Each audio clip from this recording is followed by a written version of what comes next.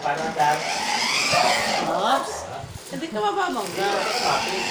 Nakalas mo ni Bella, yan. Hindi mo tuturuan dyan, meron dyan sa meron. Meron niya sa baba. Kasi mo. May clutch. Oo, kamera mo.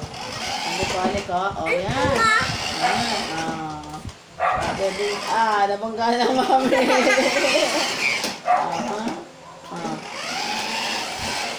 Bakit gamitin mo yung service sa school? Pag ganyan ka na pumasok na. Bakit kaya habay-habay? Sabi ko nga, i-remote ko na lang.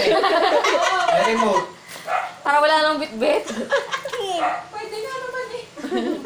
Yan, gagawin ko sa school. Hindi pumunta lang kita na kayo ngayon. Hindi alam. Ay, kung hindi buhatin mo yun. Kaya mo kayo. Bigay mo na rin dito. Dali. Ano? Kanino ba yan? Meron ba tatay dyan? Sino?